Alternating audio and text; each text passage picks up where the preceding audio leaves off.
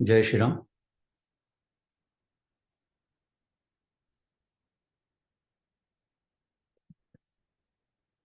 ज्ञानेश्वरी भावदर्शन अध्याय 6. ओवी क्रमांक 366. इथपर्यंत आपण मागच्या वेळेला आपला अभ्यास आला. चला आपण 358 ते 366 असा आपला अभ्यास झाला होता.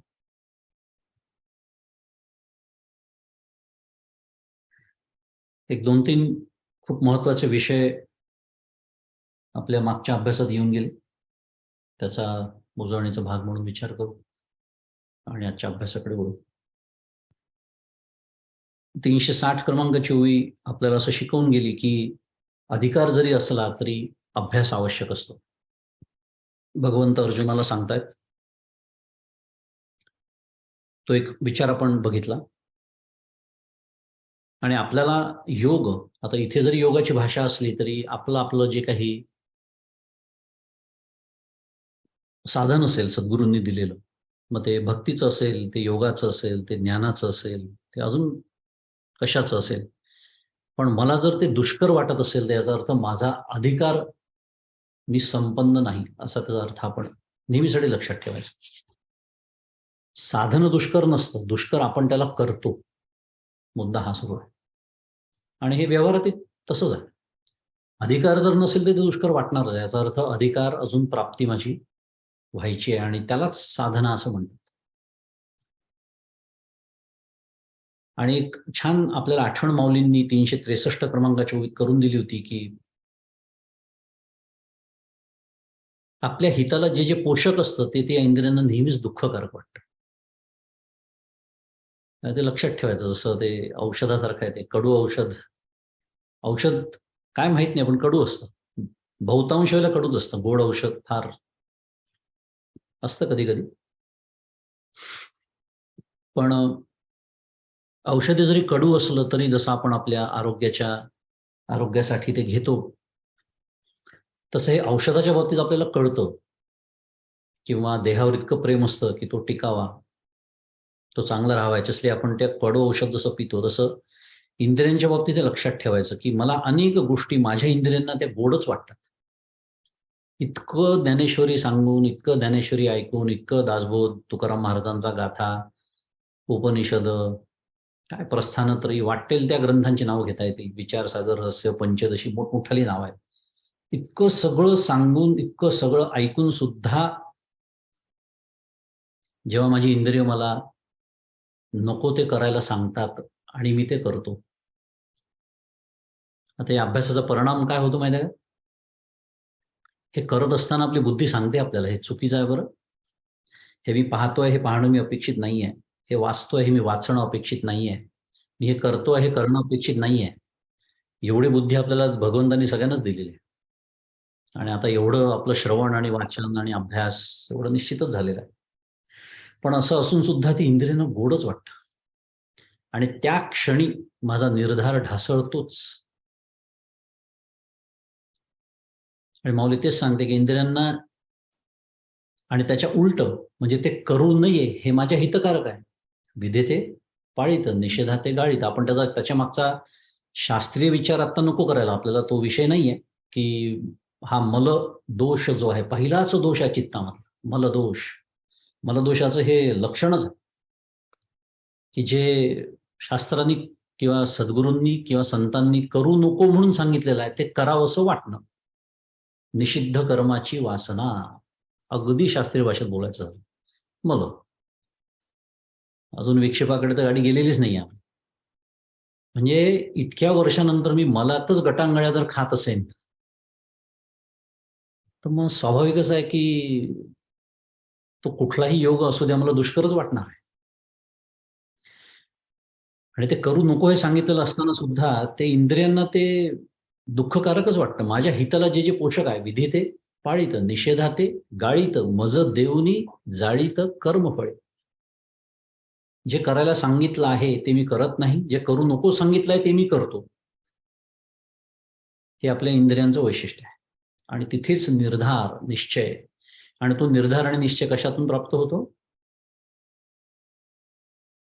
इतका इंद्रियांचा निग्रह, इतका भडीमार आपल्यावरती करतात नाही सगळे ग्रंथ, सगळे संत एक मुखाने जरी सांगत असेल ते सांगतात. तर त्याच्या पाठीमागे एक मोठा होकार असतो.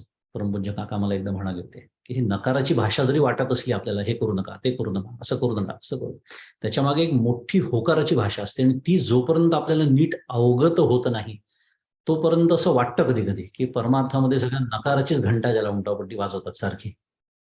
पण त्याच्या पाठीमागे फार मोठा होकार आहे. आणि तो कोणता होकार आहे तो आपल्यासमोर खरं सांगितलं तर सुरूच आहे, पण आता आजच्या या अभ्यासामध्ये पुढच्या काही श्लोकांच्या माध्यमातून येणारच आहे.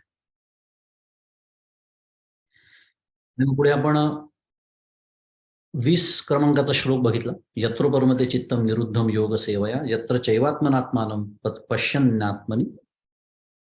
पश्यन आत्मनी तुष्यती. त्याच्यावरच्या पुन्हा आपण उजळणी सुरू आहे, फार सविस्तर नको बघायला,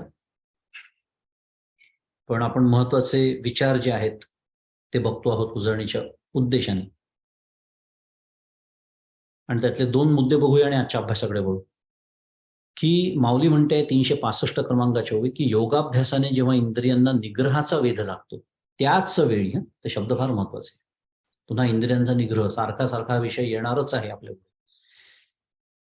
कारण काय आहे की आपला सगळा व्यवहार त्याच्यावरच आधारित असल्यामुळे आणि तिथेच सगळी गडबड होत असल्यामुळे हा विषय अगदी स्वाभाविक आहे सारखा पुढे येणं. की तेव्हाच ते चित्त आपल्या आत्मस्वरूपाच्या भेटीला निघते, आत्मनिष्ठ बनते. आत्मनिष्ठ, निष्ठा, जिथे तडजोड नसते त्याला निष्ठा असं म्हणतात. आता इथे जर माझं ध्येय ठरलेलं असेल, आत्मानुभव, स्वरूपानुभूती, ईश्वराची प्राप्ती, अनेक त्याला शब्द आहेत, ते सोडून देऊ आपण आता. पण ती जर माझी निष्ठा नीट, परमपूज्य काकांचा तो शब्द आहे, माझं मोटिवेशन जर नीट झालं असेल, म्हणजेच मला नीट कळलं असेल की हे कशासाठी मी हे करतोय, त्याचं वर्णन पुन्हा आपल्यासमोर आता येणारच आहे. पण हे सदैव जेव्हा माझ्या लक्षात असेल तेव्हाच मी इंद्रियांचा निग्रह करू शकतो आणि तेव्हाच माझं चित्त आत्मस्वरूपाच्या भेटीला निघू शकतं.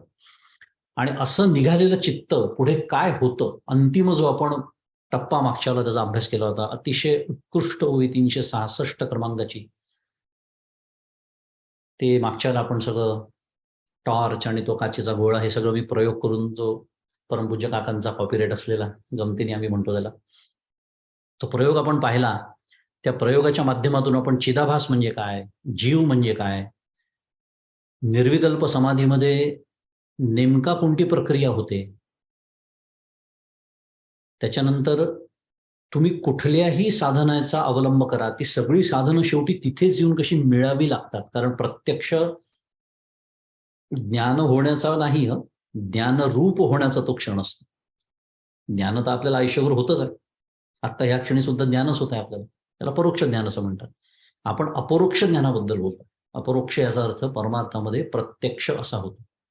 व्यवहाराच्या अगदी उलटा अर्थ आहे. व्यवहारात आपण म्हणतो ना, माझ्या अपरोक्ष असं कसं तू केलं, म्हणजे माझ्या मागे, म्हणजे मला न कळू देता. त्याच्या उलटा अर्थ परमार्थामध्ये अपरोक्ष म्हणजे प्रत्यक्ष. तर परतोनी पाठीमोरे ठाके आणि आपण या ते आपण देखे, देखत खेव ओळखे म्हणे तत्व हे मी. हे कसं होतं हे आपण मागच्याला त्याचा विचार केला की योगश्चित्तवृत्ती निरोध हा म्हणजे दुसरं सूत्र आहे अष्टांग योगातलं. आणि त्याच्या पुढे तदा द्रष्टु स्वरूपे अवस्थानम किंवा तदा गंतु स्वरूपे अवस्थानम हे योगसूत्र आहे. चित्तवृत्तीचा निरोध तिथे सांगितलाय. आणि चित्तवृत्तींचा निरोध करून तो साधक, तो योगी जेव्हा चित्तवृत्तींचा निरोध साधतो तेव्हा काय होतं, तदा गंत स्वरूपे अवस्थानम किंवा तदा द्रष्टु स्वरूपे अवस्थानम. तेच या ओवीमध्ये माऊली आपल्याला सांगते की परतोनी पाठीमोरे ठाके. किंवा आपण मागच्याला विचार केला, अभ्यास केला की ज्ञानमार्गाने जर आपण आलो तर आपल्याला तिथे 4 देहांचा किंवा 5 कोशांचा निराश करत करत विचाराने, हे काम विचाराने करायचं. ज्ञानमार्गामध्ये विचार हे साधन आहे. कारण हे जर सगळे अविचार असतील, तोही विचार आपण बऱ्याच वेळा केलेला आहे. एक परमपूज्य काकांचं अजून एक छान वाक्य तुम्हाला सांगतो, विचाराने विचार सूक्ष्म होत जातो. काय सुंदर वाक्य आहे. काकांची एक एक वाक्य अशी छान लिहून ठेवण्यासारखी असतात. विचाराने विचार सूक्ष्म होत जातो. तिथे पहिल्या विचाराचा अर्थ विवेक असा आहे. फक्त तो विचार योग्य पद्धतीने असला पाहिजे, शास्त्रानुसारी असला पाहिजे. आपले विचार जसे छान जागे असतील ना, तर त्यांनी आपलेच विचार सूक्ष्म होत जातात. सूक्ष्माकडे जाण्याची आपली ताकद वाढते. आणि सूक्ष्माकडे जाण्याची ताकद वाढते या वाक्याचा अर्थ आहे स्थूलातलं आपलं जरा हे लक्ष आणि चित्त हे कमी होतं. आणि मी स्थूलातच तर जगत असतो, सदैव स्थूलात मी जगतो, हीच तर समस्या आहे. म्हणून या सूक्ष्माला गवसणी घालता येत नाही. पण असं गवसणी घालणारं जे चित्त असतं, जे विचारप्रधान असतं, वेदांत चिंतन करू शकतं, महावाक्य चिंतनाची ताकद त्याला आहे. सोहम साधनेसारखं अहंग्रह ध्यान, फार मोठा शब्द आहे, अहंग्रह ध्यान करू शकतं. त्याला प्रतीक ध्यानाची गरज राहत नाही. पण शेवटी तिथे सुद्धा काय व्हावं लागतं? तिथे निरोध असा शब्द न वापरता निरास असा शब्द वापरलेला आहे. अंतःकरणाचा लय असा शब्द वापरलेला आहे. पण थोडक्यामध्ये तो जो काचेचा गोळा आपण मागच्याला पाहिला, अंतःकरणाच्या एक प्रतीक म्हणून आपण त्याचे एक मॉडेल परमपूज्य काकांचा आपण मागच्याला अभ्यासलं, या ओवीच्या निमित्ताने तिथे तेच व्हावं लागतं. भक्तीमध्ये सान कामाय मान निरोध रूपत्वात आपण नारद भक्तिसूत्राचा विचार केला होता मागच्या वेळेला. आणि भक्तीचाही विचार केला होता की आत्मनिवेदनामध्ये काय व्हावं लागतं. ऐका निवेदनाचे लक्षण देवासी व्हावे आपण, करावे तत्व निरूपण. काय म्हणतात समर्थ म्हणजे काय? करावे तत्व निरूपण आणि देवासी व्हावे. देवासी वाहणं म्हणजे काय? देवाला अर्पण करणं. देवाला काय अर्पण करायचं आहे? आता इथे फुलं आणि हार अंतुरे हळद आणि कुंकू हा विषयच नाही राहिलेला. ते सगळं कर्माचा प्रांत, तो तर कधीच मागे पडलं. त्या प्रेमापोटी मी माझं अंतःकरणच देवाला वाहतो. म्हणजे काय? पुन्हा काय होतंय ती प्रक्रिया आपण पाहतोय. विविध मार्गाने जरी तुम्ही आले तरी शेवटी तिथेच कसं यावं लागतं. भक्त म्हणजे विभक्त नव्हे आणि विभक्त म्हणजे भक्त नव्हे, विचारे विण काहीच नव्हे, समाधान श्रीराम. आत्मनिवेदन भक्तीबद्दल समर्थ बोलतो. ही प्रक्रिया व्हावीच लागते. आपल्याला महत्वाचा मुद्दा एवढाच पुन्हा एकदा लक्षात ठेवायचा आहे, आपल्या चित्तावरती ठसवून घ्यायचा आहे. कारण काका नेहमी सांगतात, परमार्थामध्ये काय होणार आहे आणि काय होणार नाही हे अगदी छान समजलेलं असलं पाहिजे. म्हणजे जे होणार आहे त्याचा नीट पाठपुरावा करता येतो आणि जे कधीच होणार नाही त्याची आपण वाट बघत बसत नाही. नाहीतर मग पदरी निराशाच आहे, कारण ते कधी होणारच नसतं. जाऊ दे, मी सांगणार होतो काय होणार नाही, पण ते आपल्याला हिंदी चित्रपट आपल्या सगळ्यांना माहिती आहे काय काय दाखवतात. देवाचं दर्शन म्हणजे ते काका म्हणतात ना, ते देऊळ तिरप तारप काय होतं, घंटा काय वाजायला लागतात, विजा कडकड. देवाचं दर्शन असं नसतं. ते सगळं गोंधळच आहे सगळ्या चित्रपटांनी आणि त्या मालिकांनी आपल्या मनात घातलेला, ज्याचं वर्णन शांत असं करण्यात येतं नेहमी. त्या देवाचं दर्शन असं कसं असेल एवढं? काका सांगतात, काकांचे परवलीचे शब्द आहेत परमार्थातले, हळुवार, सावकाश, अत्यंत नाजूकपणे, कुठलाही धसमुसळेपणा तिथे चालत नाही. आणि ते का ते आपल्या लक्षात येत आहे. आजच्या अभ्यासाकडे वळू. श्लोक क्रमांक 21. सुखमात्यंतिकम यत्तत् बुद्धिग्राह्य मतींद्रियम वेत्ती यत्र न चैवायम स्थितश्चलती तत्वतः. त्याचा पदच्छेद आहे की सुखम आत्यंतिकम यत्. काय कुठे थांबायचं आहे? सुखम आत्यंतिकम यत् तद बुद्धिग्राह्यम अतींद्रियम वेत्ती यत्र न च अयम स्थितः चलती तत्वतः.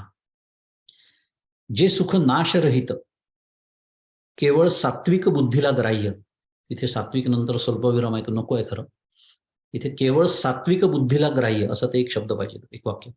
इंद्रियांना अगम्य आहे असे ते सुख ज्या अवस्थेत योगी तत्वतः जाणतो, त्या अवस्थेत स्थिर झालेला हा योगी आत्मस्वरूप सुखाच्या अवस्थेपासून चलितच होत नाही. चलती न च एव. जे सुख नाशरहित, सुखम आत्यंतिकम. आत्यंतिकम हा जो शब्द आलाय त्याचा आचार्यांनी पण भाष्यामध्ये हाच अर्थ केलेला आहे की आत्यंतिक याचा अर्थ काय की ज्याला अंतच नाही, अनंत आहे, कधी संपतच नाही, निरतिशय. निरतिशयचा अर्थ थोडा वेगळा आहे. निरतिशय म्हणजे जे सातिशय नाही ते निरतिशय. आणि सातिशय कशाला म्हणतात? ज्याला अधिक काहीतरी संभवतं. व्यवहारातले जी सुख असतात त्याला अधिक नेहमी संभवत. हा विचार आपला बराच वेळा करून झालेला. एखादं सुख आपल्याला झालं त्याच्यापेक्षा जास्त सुख असू शकतं या जगामध्ये. पण हे जे सुख आहे ते निरतिशय तर आहेच, अविट तर आहेच, पण कधीही न संपणारं पण आहे, आत्यंतिक, नाशरहित. आणि सगळ्यात महत्वाचं आहे केवळ सात्विक बुद्धीला ग्राह्य. आता हा एक नेहमीचा विषय आहे, आपण आत्ता तो नको बघायला, बघून झालेला आहे याच्या आधी, नंतर पुढे पण बघणारच आहोत, म्हणून नको फार त्याच्या याच्यात झाला. पण कधी बुद्धीला कळतं असं म्हणतात आणि कधी बुद्धीला कळत नाही असं म्हणतात. असं दोन पद्धतीचं वर्णन आपल्या समोर येतं, त्याच्याबद्दल मी बोलतोय. पण इथे या श्लोकामध्ये मात्र काय उल्लेख केलाय की बुद्धीला ग्राह्य.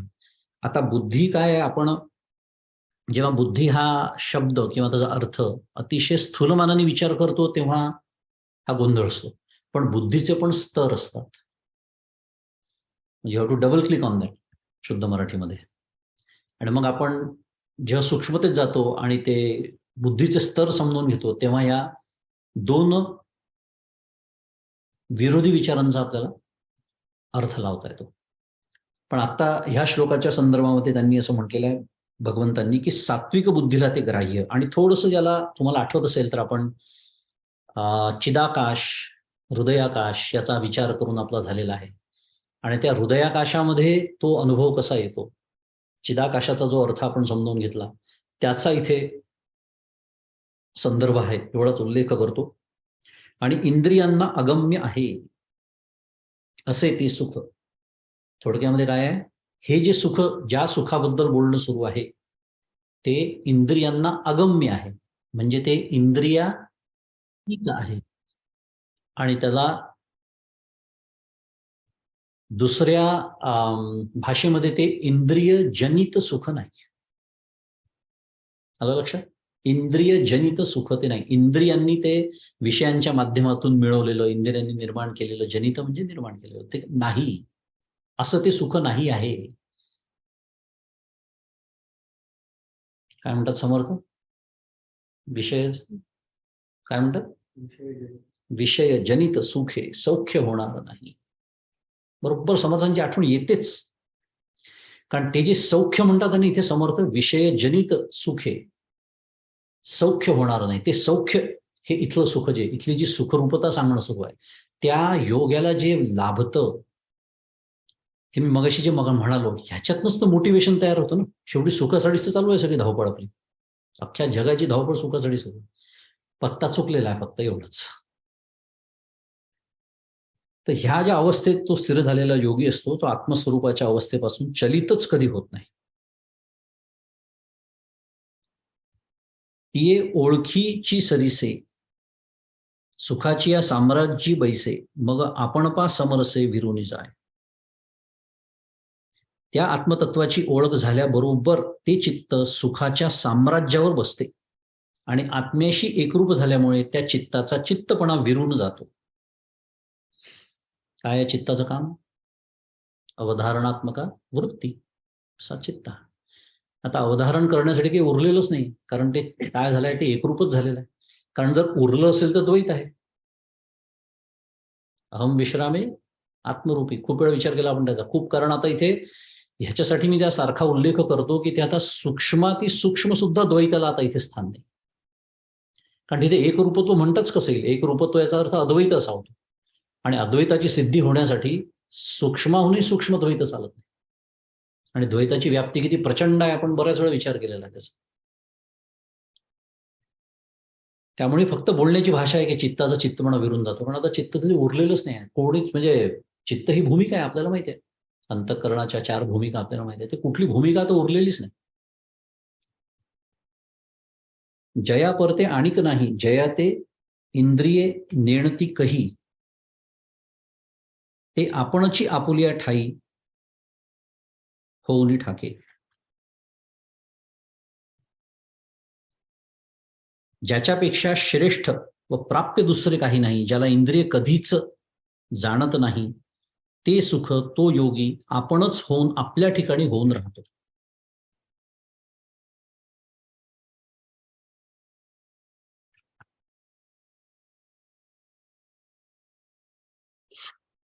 ज्याच्यापेक्षा श्रेष्ठ आणि प्राप्य दुसरे काही नाही आणि ज्याला इंद्रिय कधीच जाणीत नाही, त्याला आचार्यांनी सुद्धा भाष्यामध्ये अविषय जनितम असा शब्द वापरलेला आहे.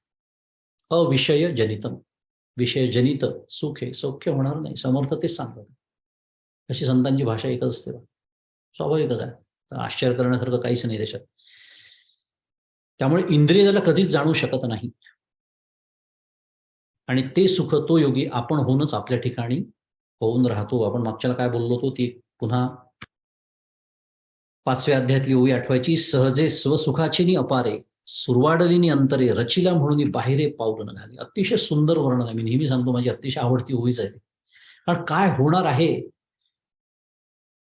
आता काय आहे, अजून एक ओवी आपण नेहमी ज्ञानेश्वरीतली मी सांगतो ती कोणती, तनु त्यागे विण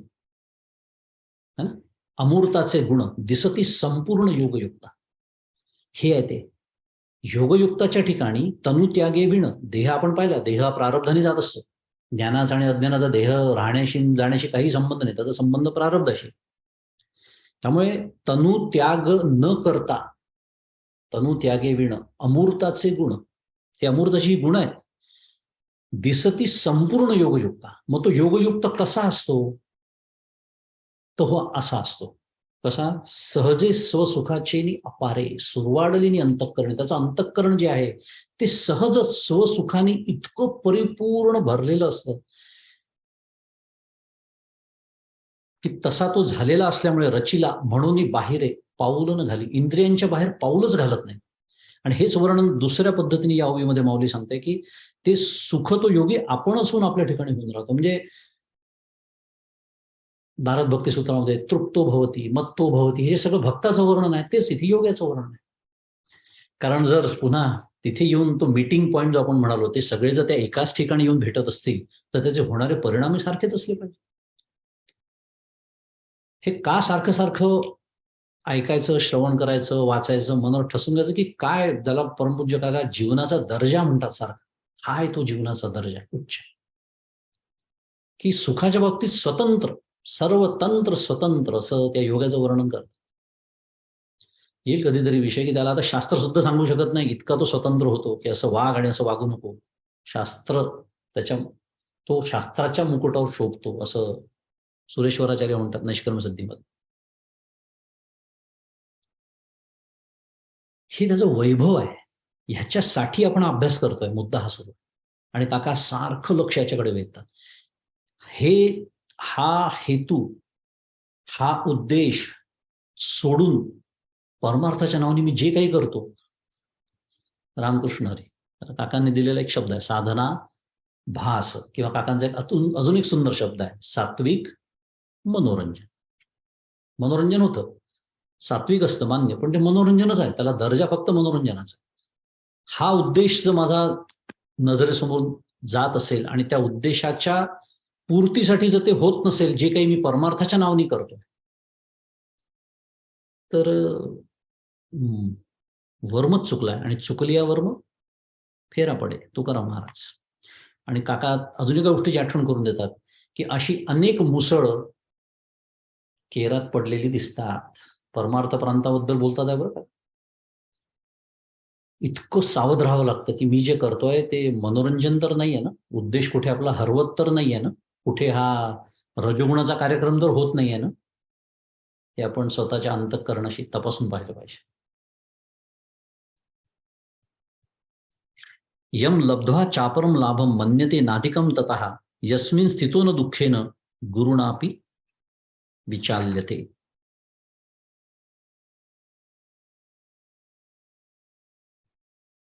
याचा पदच्छेद असा आहे, यम लब्ध्वा च अपरम लाभम मन्यते न अधिकम ततः यस्मिन् स्थितः न दुःखेन गुरुणा अपि विचाल्यते. अर्थ आहे की जो योगी नित्य निरतिशय सुखाचा लाभ संपादून त्यापेक्षा दुसरा अधिक लाभ मानित नाही आणि ज्या सुखात स्थित झाला असता मोठ्या दुःखानेही विचलित होत नाही. आता हा जो श्लोक आहे 22 आणि 23 फार महत्वाचा श्लोक आहे आपल्या सगळ्यांसाठी.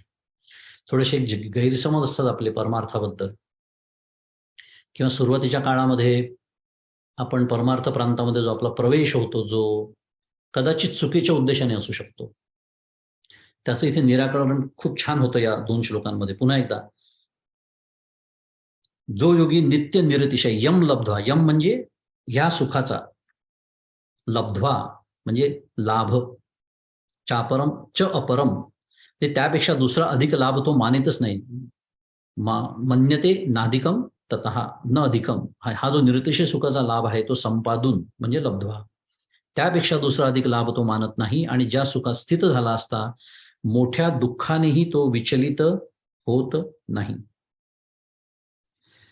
काय शिकायचं आपल्याला याच्यातून? भगवद्गीतेमध्ये किंवा कुठल्याही पारमार्थिक वाङ्मयामध्ये असं कुठेही लिहिलेलं नाही काय की आपल्या आयुष्यात दुःख येणारच नाही, असं म्हणतात आहे का भगवंत इथे? म्हणून मी मुद्दाम 22 आणि 23चा उल्लेख केला, कारण 23 अतिशय अजून हाच विषय पुढच्या 23व्यामध्ये सुरू राहणार आहे आणि तिथे तर व्याख्याच करून टाकली आहे भगवंतांनी. बघणार आहे आपण ती. पण याच्यात आपल्याला शिकायचं काय आहे? आयुष्यात दुःख येणारच नाही असं कुठेही म्हटलेलं नाही. कारण पापाचं फळ दुःख, पुण्याचं फळ सुख, आणि हे दोन जेव्हा समसमान होतात तेव्हा जर मला मनुष्य देह मिळत असेल असं शास्त्र सांगत असेल आणि त्या शास्त्रावर माझी श्रद्धा असेल, त्याचा अर्थ असा आहे की ही दोन्हीही अनिवार्यपणे आपल्या सर्वांच्या आयुष्यामध्ये येणारच आहे. वेगवेगळ्या पद्धतीने येतील, वेगवेगळ्या माध्यमातून येतील, वेगवेगळ्या काळामध्ये येतील, पण दुःख येणारच आहे. मग होणार काय आहे नक्की? मग हे सगळं करायचं कशासाठी? जर दुःख येणारच आहे इतकं अनिवार्यपणे, जर इतकं प्रारब्धाचं माझ्यावरती जबरदस्त या देहावरती बंधन आहे, पण तीच तर गंमत आहे. दुःख येणार आहे पण ते दुःख मी स्वीकारलंच पाहिजे असं बंधन नाही. मार्मिकता इथे अख्खं परमार्थशास्त्र याच्यावरच आधारलेलं नाही तर परमार्थ कोणी केलाच नसता. दुःख जर या जगात नसतं तर परमार्थाची गरजच नव्हती असं स्वतः शास्त्रच म्हणते. म्हणून तर ते सारखं त्या उद्देशाकडे जावं लागतं. कोणत्या? कारणासह वर्तमान सकल दुःख निवृत्ती परमानंदाची प्राप्ती, पण कारणासह. त्यामुळे कुठेही भगवंत असं म्हणत नाही की आयुष्यात दुःख येणारच नाही. तर काय म्हणतात आहे? आलं तरी अविचलाची भाषा ते बोलतात आहेत. या 20 ते 22 हे जे 2 श्लोक आहेत, 20, 21, 22 3 श्लोक आहेत, आणि 23चा पहिलं अर्धचरण आपण ते बघणार आहोत. इथपर्यंत भगवंत लक्षणं सांगतात योगाची. म्हणजे काय? त्या योग्याच्याही आयुष्यामध्ये दुःख येऊ शकतात, पण त्यांनी तो विचलित होत नाही, हा उद्देश. म्हणजे काय? थोडक्यात त्याचं जे देणं आहे ते तो स्वीकारत नाही. जे त्रिगुणांबद्दल माऊली ज्ञानेश्वरीत म्हणते की निस्त्रैगुण्यो भवार्जुन या श्लोकावरती भाष्य करताना माऊलीने जे म्हटलंय की तू गुणत्रया ते अव्हेरी, गुणांचा तू अव्हेर कर. तसं हे जे दुःखाचं देणं आहे, आणि बाय द वे कुठेतरी मनामध्ये आपला जो असेल, हा मी दुःखाचा अव्हेर करेन सुखाचा मी स्वीकार करेन, नाही चालत. नाही चालत, कारण ते दोन्ही एकाच नाण्याच्या 2 बाजू आहेत. एक स्वीकारलं की दुसरं स्वीकारावंच लागतं. म्हणून तर आपल्याला सुखी व्हायचंच नाहीये. परमार्थात कुठेही सुखी होण्याबद्दल भाषा नाही, सुखरूप होण्याची भाषा. कुठे सुखी शब्द आला तरी त्याचा अर्थ सुखरूप असाच आहे, कुठे सुखी शब्द आला तरी त्याचा अर्थ आनंद असाच आहे. आणि विषयजनित जे असतं ते सुख आणि दुःख दोन्ही देतं. आपला विषय तो सुरू आहे. जे विषयजनित नसतं ते आत्मसुख, ते आपल्याला सुखरूप करतं. कारणासह वर्तमान सकल दुःख निवृत्ती.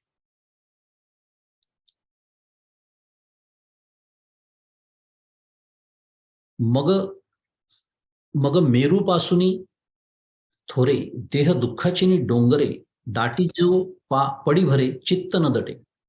माऊली म्हणते की मग मेरू पर्वतापेक्षाही मोठ्या दुःखाच्या डोंगराने त्याचा देह दडपला गेला तरी पण त्या भाराने त्याचे चित्त मात्र दडपले जात नाही. दुःख पुन्हा आपण आता विचार केला तो प्रारब्ध आणून देणार आहे अनिवार्यपणे दोन्ही गोष्टी आपल्याला. पण कितीही मोठं दुःख आलं, म्हणजे इथे श्लोकात उल्लेख नसला तरी आचार्यांनी तो केलेला आहे आणि माऊलींनी पण तो केलेला आहे. काय पुढे येणार आहे 370 क्रमांक पुढची ओवी, त्याच्यामध्ये शस्त्रेवरी तोडली वगैरे म्हटलंय. म्हणजे युद्धाची पार्श्वभूमी विसरलेले नाही आहेत. मला मुद्दा एवढाच सांगायचा होता. आचार्यांनी पण त्याचा उल्लेख केला की या देहाला तोडलं जरी, असा आचार्यांनी तिथे उल्लेख केलेला भाष्यामध्ये.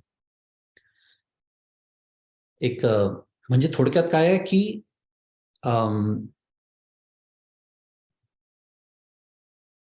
दुःख कितीही मोठं असलं तरी त्यांनी तो योगी विचलित होत नाही, त्याच्या सुखाला धक्का लागत नाही. मग दुःख त्याला कळतच नाही का? म्हणजे पुन्हा तेच आहे, संत काय दगड असतात का? नाही. दुःख कळतं, हे दुःख आहे म्हणजेच हे प्रतिकूल आहे कळतं, हे सुख आहे म्हणजे हे अनुकूल आहे कळतं.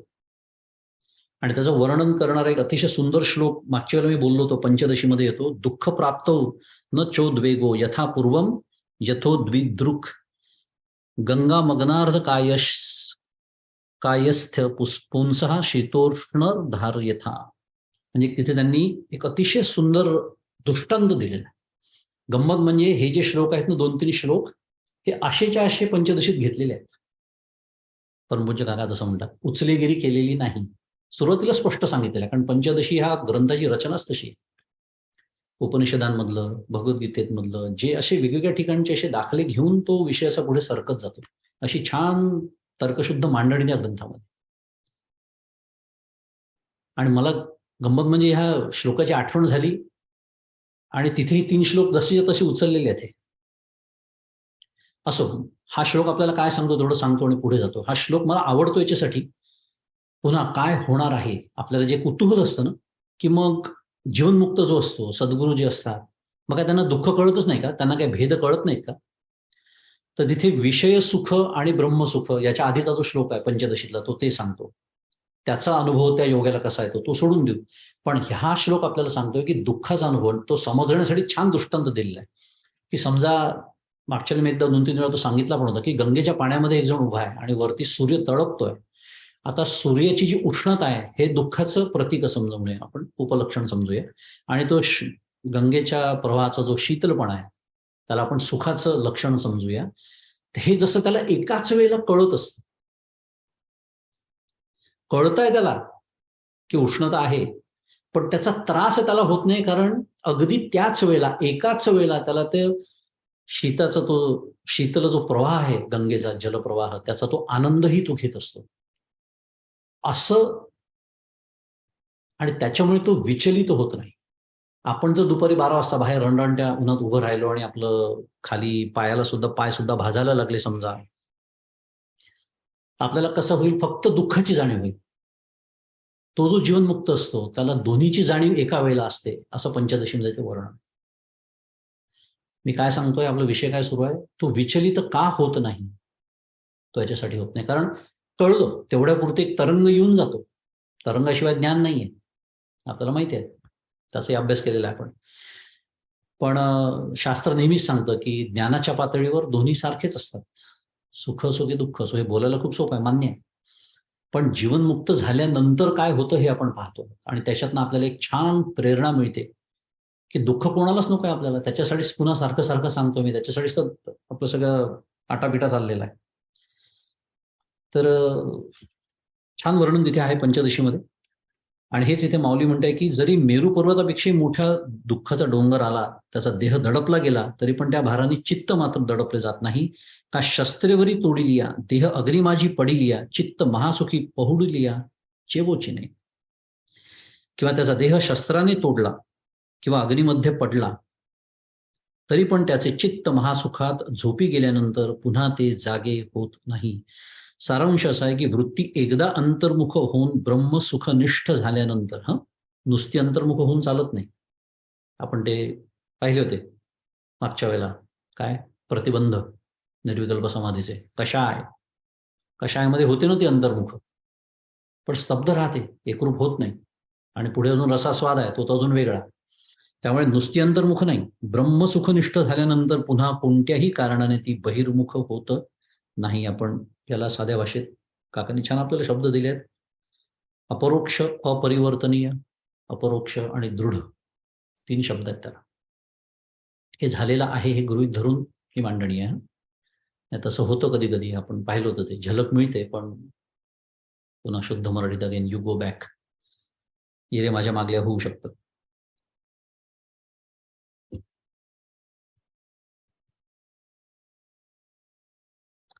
ऐसे आपण पा रिगोनी ठाये, मग देहाची वासू न पाहे, आणिकची सुख होऊनी जाये, म्हणून विसरे. याप्रमाणे त्या योग्याचे चित्त आत्मस्वरूपात प्रविष्ट होऊन जेव्हा स्थिर होते, तेव्हा मग ते चित्त देह कोठे आहे, देहाला यावेळी जगण्याकरता कशाची गरज आहे याची चौकशी करीत नाही. शिवाय त्याचे चित्त ब्रह्मसुखच होऊन जाते, म्हणून तो देहाला विसरून जातो.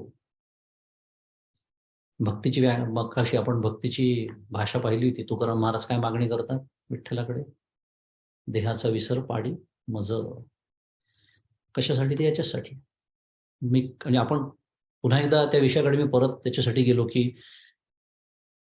भाषा भक्तीची असो, ज्ञानाची असो की योगाची असो, शेवटी गाडी कुठे यावी लागते ती इथेच यावी लागते.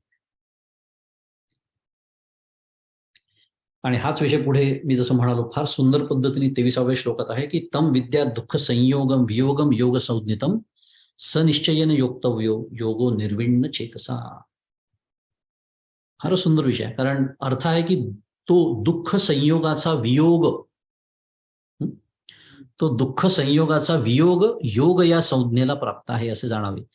तो योग साधकाने निश्चयपूर्वक आणि अव्यग्र चित्ताने करावा. असं वाटतं हा एवढं द्रविडी प्राणायाम का बरं? सरळ सरळ सांगायला होतं ना, पण नाही ना, तीस्त मार्मिकता आहे त्याची. म्हणून त्याची व्याख्या केली आहे योगाची भगवंतांनी, अतिशय सुंदर व्याख्या. आणि दुःख संयोगाचा वियोग, पुन्हा आपल्याला काय शिकायचं आहे? मागच्या वेळी जे शिकतोय तेच शिकतोय पुन्हा. दुःखाचा वियोग म्हटलेलं नाही. दुःख अनिवार्यपणे आपल्याला हवं का नको याला डॉक्टर काका वास्तव असं म्हणतात. त्याला वास्तववादी विचार म्हणतात, रिअलिस्टिक थिंकिंग शुद्ध मराठीमध्ये. आपल्याला काकांनी ती आठवण करून देतात की वास्तववादी म्हणजे झोपडपट्टीचं चित्रण, गरिबीचं चित्रण, याला आपण वास्तववादी समजतो आजकाल. वास्तववादी हे वास्तव. सूर्य उष्ण आहे, वास्तव आहे. काकांचा नेहमीचा दृष्टांत. मी कितीही बोंबा मारले आपल्या भाषेत तरी तो थंड होणार नाहीये. मला माझी सोय करावी लागणार आहे. टोपी घाल, छत्री घे, जे काय असेल ते, घरात बस. सूर्य उष्ण हे वास्तव आहे. ते जसं आपण स्वीकारतो तसं हे स्वीकारल्यानंतर त्यामुळे मग गडबड कुठे आहे? त्या दुःखाशी संयोग होण्यामध्ये गडबड. आणि म्हणून अशी मांडणी आहे, दुःखाच्या संयोगाचा वियोग आहे. म्हणून मला खूप सुंदर व्याख्या केली आहे. तम विद्या दुःख संयोग वियोगम योग संज्ञितम. संज्ञितम म्हणजे त्यालाच योग म्हणतात असे जाणावे. त्या संज्ञेला ते प्राप्त आहे. योगाची व्याख्या आहे. कशाचा? म्हणजे योग म्हणजे काय असं कोणी विचारलं, ती व्याख्या सांगायला काहीच हरकत नाही. अगदी जरूर पाठच करून टाकावी, कारण ही व्याख्या मला जागं पण करते. आणि याच्यातनं अजून एक गोष्ट माझ्या लक्षात येते, जसं आपण समजा उलटा विचार करायला काका नेहमी शिकवतात की त्याच्यातनं आपली तयारी आपल्याला कळते की जोपर्यंत मला दुःखाने विषाद होतो आहे तोपर्यंत मला योग साधलेला नाही. कुठेही कोणालाही विचारायला जायची गरज नाही. का हो, तुम्हाला काय वाटतं? त्याच्यात दंभाची शक्यता जास्त असते, दाखवण्याची शक्यता की बाबा माझं इतकं जमलेलं आहे, मला हे तुम्हाला खरं दाखवायचं आहे, पण तसं सांगता येत नाही ना. लोक म्हणतील की ती अहंकारी आहे. म्हणून असं काहीतरी विचारायचं की काही गरज नाही. आणि पुन्हा मोठमोठालं एखादं, इथे जे मेरू पर्वत एवढं दुःखाचं वर्णन केलं आहे, त्याला तर दुःख म्हणतातच, पण दिवसभरात ऑफिसमध्ये जे काही होतं, आता अगदी आपलं रोजच्या पातळीवर आणूया वेदांत, त्यांनी जर माझं चित्त विचलित होत असेल, विषाद होत असेल मला, कारण ते दुःख आहे, शेवटी अपमानाचं दुःख आहे. कोणी अपमान केला असू शकतो, कोणी माझ्यावर खोटे आरोप केले असू शकतात, कोणी मी केलेल्या कामाची कोणी दखल घेतलेली नसू शकते, कौतुक केलेलं नसू, हे ज्या माझ्या अपेक्षा आहेत दुःख आहे ते पुढचा विषय तोच आहे, संकल्प. त्याचं मूळ कारण संकल्प आहे. पण मुद्दा हा आहे की त्याने जर माझं चित्त विचलित होत असेल तर मला योग साधलेला नाही, एवढं निश्चित समजून चालायचं. आणि 10 वर्षापूर्वी, 5 वर्षापूर्वी जेवढं ज्या प्रमाणात माझं चित्त विचलित होत होतं तेवढ्याच प्रमाणात आजही होत असेल आणि माझा परमार्थ सुरू आहे असं मला वाटत असेल, रामकृष्ण हरी, मगाशी आपण बोललो, त्याचा निकष अगदी सरळ. एका रात्रीत होत नाही, येणार आहे पुढे श्लोक, येणार आहे शनैही शनैही, येणार आहे पुढे. हळूहळूच होत असतं. आणि जे हळूहळू होतं तेच चिरंतन असतं, टिकाऊ असतं. एका रात्रीत होणाऱ्या गोष्टी टिकाऊ दशाही नसतातच. पण हे एवढ्या गोष्टी आपल्याला याच्यातनं शिकायच्या आहे की दुःख संयोगाचा वियोग सांगितलेला आहे. त्यामुळे दुःख असणार आहे, पण त्या दुःखाने विषाद होता कामा नये. सुखे संतोषा न यावे, दुःखे विषादा न भजावे. माऊली अजून दुसऱ्याकडे तेच सांगते. हे जेव्हा सहज होतं, सुरुवातीला तो कृत्रिमतेने करायचं असतं, त्याला साधना असं म्हणतात. साधना नेहमी कृत्रिम असतं. कृत्रिमतेने अकृत्रिमतेचा अनुभव येत नाही. म्हणून तर साधन कशाचं आहे? अज्ञान निवृत्तीची साधन आहे. नेहमीचा विषय आहे तो आपला. पण जेव्हा हे अकृत्रिम जे तत्व आहे, जे स्वसंवेद्य आहे, असा अनुभव मला जेव्हा त्या स्वसंवेद्य तत्वाचा येतो, त्या योग्याला जेव्हा येतो, तेव्हा त्याचं चित्त पुन्हा कधीही विषाद पावत नाही. म्हणजे त्यांनी काय केलेलं असतं त्या योग्याने, आत्ताच्या भाषेमध्ये नेहमीसाठी दुःख योगाचा वियोग त्यांनी प्राप्त करून घेतलेला असतो आणि त्यालाच भगवंत योग म्हणतात. आणि हा योग साधकाने निश्चयपूर्वक, इथे मी जे म्हणालो, इथे हे जे पहिलं चरण आहे, इथे आता योगाची लक्षणं सांगून संपली आणि पुन्हा एकदा भगवंत आठवण करून देतात आहे की हा योग साधण्यासाठी निश्चयपूर्वक आणि अव्यग्र चित्ताने, इथे निर्विण्ण चेतसाचा अर्थ अव्यग्र केला आहे. आचार्यांनी त्याचा अर्थ निर्वेद रहितेन चित्तेन असा केलेला आहे. त्याचा अर्थ असा आहे उद्विग्न नसलेलं चित्त, म्हणजेच विषाद नसलेलं चित्त. जया सुखाची या गोडी, मन आरतीची सेची सोडी, संसाराची या तोंडी गुंतले जे. ज्या आत्मसुखाच्या आवडीने जे मन पूर्वी संसाराच्या तोंडात अडकलेले असते, तेच नंतर पूर्वी अनुभवलेल्या दुःखाची आठवण करणे देखील सोडून देते. गतासूंश्च नानुशोचन्ति पंडिता. कारण आपल्याला ती पण एक काका म्हणतात वाईट सवय मनुष्याला असते. आत्ता घडणारी दुःख वेगळी, होऊन गेलेले दुःख उगाळत बसणे हा जो एक प्रकार. आणि मग काका त्याच्याकडे गमतीशीर एक दृष्टांत देतात, आपण ऐकला असेल कधीतरी. त्या नातीच्या लग्नामध्ये त्या आजीला स्वतःच्या लग्नाची आठवण होते आणि तिच्या लग्नात तिला तिच्या सासू सासऱ्यांनी छळलेलं असतं. ती नात म्हणते, आजी अगं आजी काय झालं, इतकं छान लग्नाचा प्रसंग आहे, तू का बरं रडते? नाही म्हणे, मला आठवण झाली माझ्या लग्नाची. त्या सासू सासऱ्यांनी सोडणार नाही म्हणे. मग ती म्हणा, लवकर जा, ते पुढे गेले, फार पुढे जातील, कारण ते तर गेलेले असतात वरती, तू पण जा त्यांच्या मागे. मग असं नात म्हणते आजी. असं ऐकण्याची वेळ येते का? कारण आयुष्यातली दुःख उगाळत बसायची. अनुभवलेल्या दुःखाची सुद्धा आठवण करणं सोडून देतो. आणि ही ओवी खूप छान आहे याच्यासाठी की हा जो योगी आहे तो एकेकाळी साधक होता, त्याच्या आधी एकेकाळी त्याचं चित्त विचलित होत होतं दुःखाने, विषाद निर्माण होत होता, आता होत नाहीये हे सांगायचं आहे. आधीच्या दुःखाची आठवण तो करत नाही. जे योगाची बरव, संतोषाची राणीव, ज्ञानाची जाणीव जयाला. जे सुख योगाची शोभा आहे, संतोषाचे राज्य आहे, ज्या सुखाकरिताच आत्मज्ञानाचा अनुभव असावा लागतो. ते अभ्यासिलेनी योगे, सावयव देखावे लागे, देखिले तरी अंगे होईचे लगा. ते सुख योगाचा अभ्यास करूनच प्रत्यक्ष पाहावे लागते आणि प्रत्यक्ष पाहिल्यानंतरच पाहणारा स्वतः सुखरूप होतो.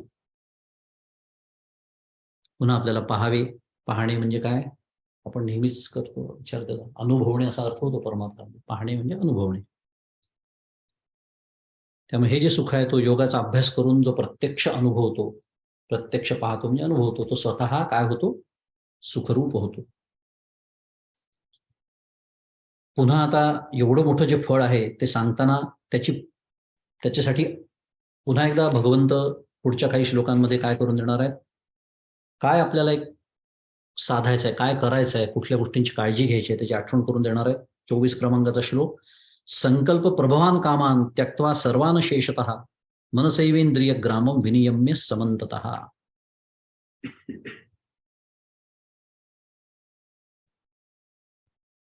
त्याचा पदच्छेद आहे की संकल्प प्रभवान कामान त्यक्त्वा सर्वान अशेषतः मनसा एव इंद्रिय ग्रामम विनियम्य समंततः, की संकल्पापासून उत्पन्न झालेल्या सर्व इच्छांचा सर्वतोपरी त्याग करून तसेच मनानेच इंद्रियांचा सर्व बाजूंनी निग्रह करून.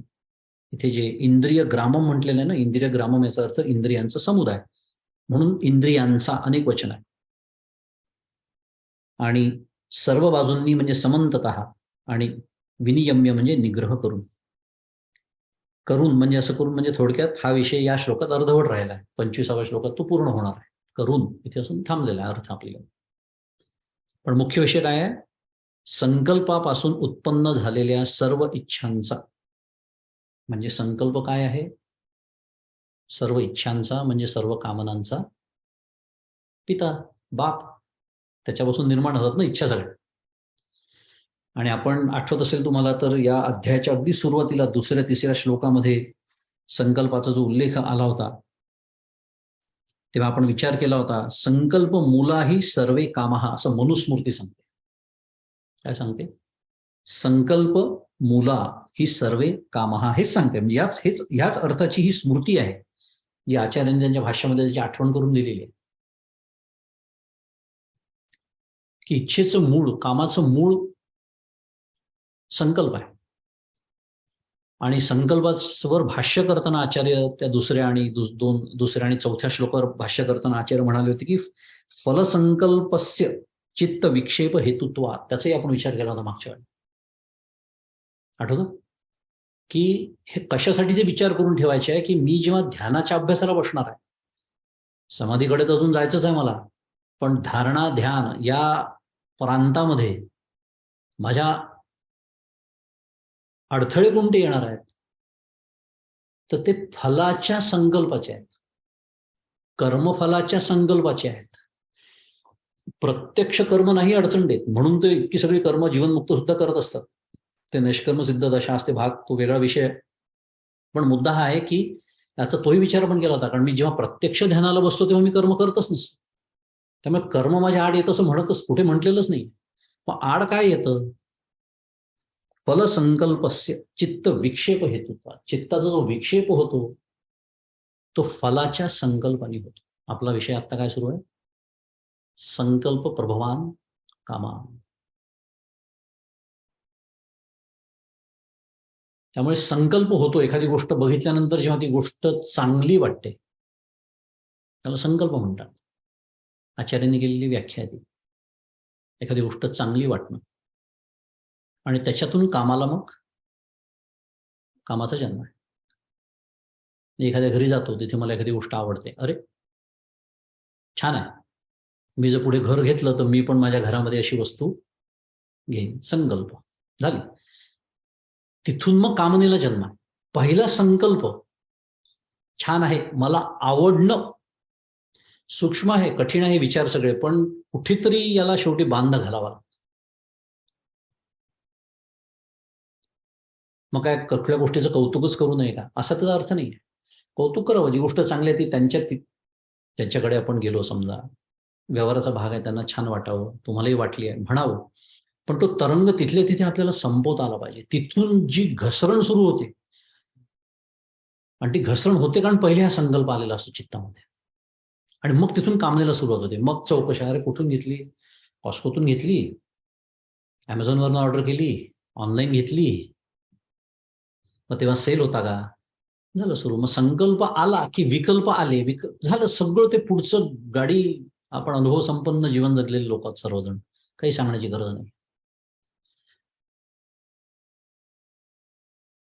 कसा कामनेला जन्म मिळतो संकल्पातून, तिथे जर ते थांबवता आलं प्रकरण, तर पुढची घसरगुंडी आहे ना ती थांबवता येते. हा विषय सुरू आहे.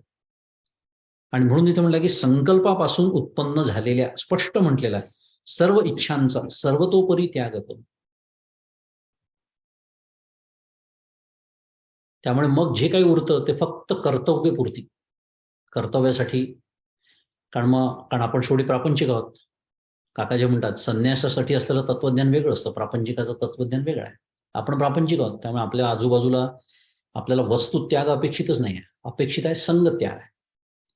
आणि म्हणून काकांचा वापरून घेणे हा शब्द मला खूप आवडतो. वस्तू वापरायच्या, व्यवहारामध्ये वापरण्यासाठी वस्तू लागतात, त्या वापरायच्या, त्याच्यासाठी त्या घ्यायच्या.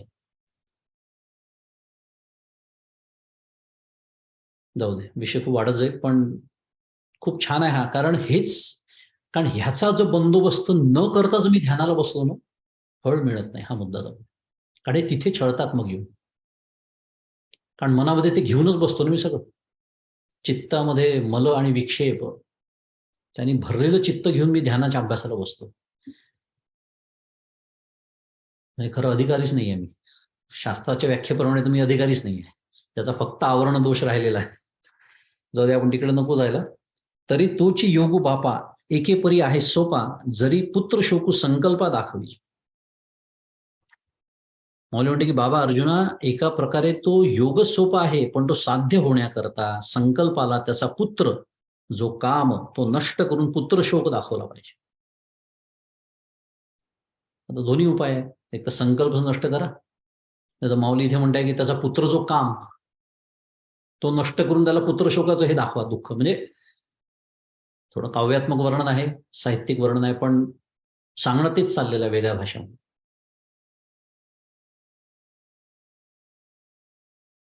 मी जे म्हणाल की संकल्पची वृत्ती उठू शकते, पण पुढे जर त्याला कामाचा पुत्रच नाही होऊ दिला किंवा झाला तर पुत्र शोकाचं दुःख त्याला दाखवलं, तर तो संकल्प त्याचा पुढे काय होईल. तर हा विषयाते निमालिया ऐके, इंद्रिय नेमाचिया धारणी देखे, तरी हिये घालून मुखे जीवितवासी. जर हा संकल्प पंचविषय मेल्याचे ऐकेल आणि इंद्रिये नियमांच्या खांबाला बांधून टाकलेली पाहिल, तर दुःखाने हा ऊर फोडून प्राणाला मुकेल. मौलींनी केलेलं वर्णन.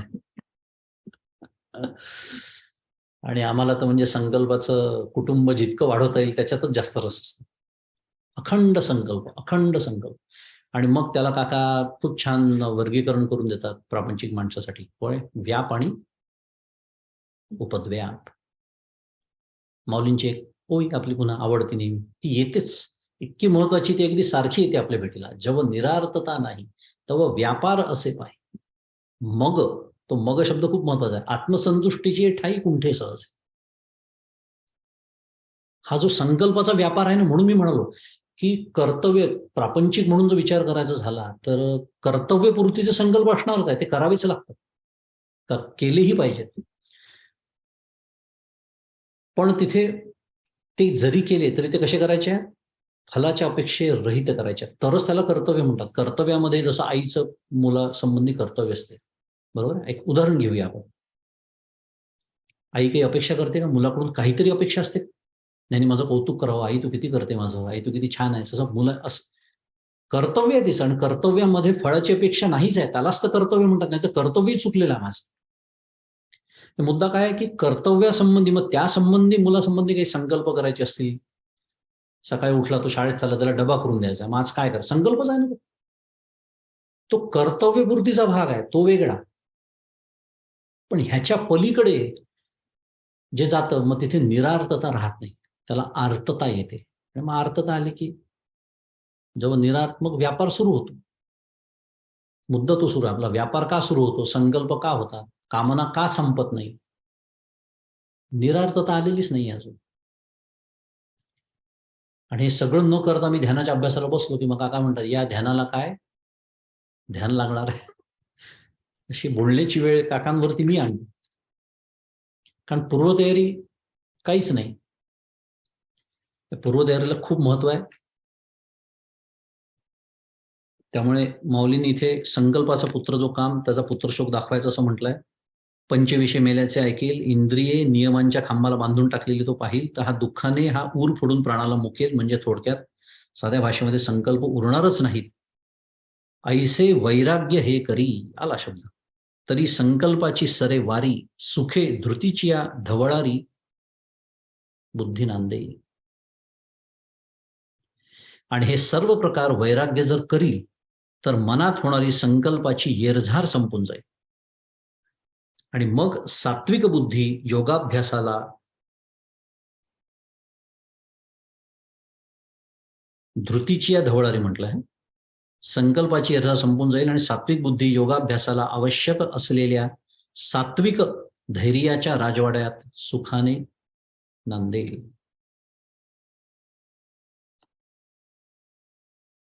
खूप महत्वाचं आहे आणि ह्याला वैराग्य म्हणतात. परमपूज्य काकांनी सगळं सांगितलं की आपल्याला वैराग्याबद्दल एक विचित्र कल्पना असतात. झालाय आता आपलं भरपूर श्रवण झालंय सगळं, तरी सुद्धा सारखं सारखं काही गोष्टींची आपल्याला आठवण करून घ्यावीच लागते की ध्येयाला अर्पित जीवन म्हणजे वैराग्यपूर्ण जीवन. आणि त्या दृष्टीने परमार्थात तसं नाही. ज्यांनी आपलं जे ध्येय ठरवलेलं आहे, अनेक उदाहरणं आपण पाहतो त्या साधक सोपांमध्ये. काकांनी अगदी आईन्स्टाईन पासून एडिसन पर्यंत सुद्धा उदाहरणं दिलेली आहेत. तर शास्त्रज्ञ असतील तर खेळाडू असेल, जो कोणी असेल, एकदा ध्येय त्यांनी त्यांच्या जीवनाचं ध्येय ते ठरवलं होतं आणि ते ध्येय ठरवल्यानंतर सर्वसामान्य माणसं ज्याच्यामध्ये सुख शोधतात ती सर्व सुखाची साधनं त्यांनी दूर लोटलेली आहेत. एडिसनचा चरित्र आपल्या सगळ्यांना माहिती आहे. जो सुद्धा तिच्या सोफ्यावर झोपत असत होत्या प्रयोगशाळेतले. थकल्यानंतर अनेक उदाहरणं देता येतील, तिकडे आपल्याला आता जायचं नाही. मुद्दा हा आहे की वैराग्य नावाने घाबरण्याची गरज नसते. कारण मी घाबरतो कोण माहितीये का? पुन्हा विषय तोच आहे. ज्याचं पुन्हा मोटिवेशन नीट झालेलं नाहीये, ज्यांनी परमार्थ हे ध्येयच ठरवलेलं नाहीये, त्याला या गोष्टींची भीती वाटणारच. पण मला हेही करायचं आहे, मला तेही करायचं आहे, मला तेही करायचं आहे, मला तेही करायचं आहे आणि मग परमार्थही करायचं. शक्य नाही. कारण मग निरर्थता येणारच नाही कधी. कारण इतक्या गोष्टींची आर्तता जर मला असेल आणि मग मी कधी ओलांडणारच नाहीये. आत्मसंतुष्टीचे ठाई कुंठे सहजे माझ्या बाबतीत कधी खरं होणारच नाही. हे तोच करतो. मगाशी शब्द येऊन गेला काय? आत्मनिष्ठ. जो आत्मनिष्ठ झालेला असतो, ज्याला महत्व कळलेलं असतं की हो मला सुखरूप व्हायचं आहे, मला सुखी व्हायचं नाहीये आणि हाच एकमेव मार्ग आहे आणि सुखरूप होणे माझ्या जीवनाचं ध्येय आहे, हा जो ठरवतो तो आपोआपच अनेक इतर गोष्टी ज्या सर्वसामान्य लोक करतात, सर्वसामान्य म्हणजे ज्यांना परमार्थ करायचा नाहीये आणि त्याचं मग आपल्याला वाईटही वाटत नाही. मी जसं मगाशी म्हणालो, नकार घंटा नसते परमार्थ, त्याच्या पाठीमागे फार मोठा होकार असतो हा स्वरूपानुभूतीचा, की जो निरतिशय आनंद आहे. आनंद आहे सगळ्यात महत्वाचं. सर्व तंत्र स्वतंत्र आहे. असा सुखासारखा परतंत्र नाही आहे, कोणावर तरी कशावर तरी सदैव अवलंबून असलेला. पण हे एकदा मोटिवेशन म्हणजे पुन्हा प्रेरणा नीट झालेली असली, ती जागी असली की या गोष्टी आपोआपच घडतात. काही त्याचं मग ते विवेकासह वैराग्य होतं, नाही तर मग ते हेकांड पिसे वैराग्य, समर्थांचा शब्द. विवेकपूर्ण वैराग्य म्हणून तर सुरुवातच पहिली विवेकापासून आहे. विवेक, मग वैराग्य, मग क्षमादी षटक, मग मुमुक्षुत्व. असो, आपली वेळ झालेली आहे. 10 वाजल्यात आणि आपली ही ओव्या संपल्यात. 25 क्रमांकाचा जो श्लोक आहे, ज्याची सुरुवात शनैही शनहिनी होणार आहे. मी जे जशी म्हणालो, हळूहळू ढाळे ढाळे केतुलेनी एके वेळ, त्याचा विचार आपण पुढच्या वेळेला करूया. श्री ज्ञानेश्वर महाराज की जय.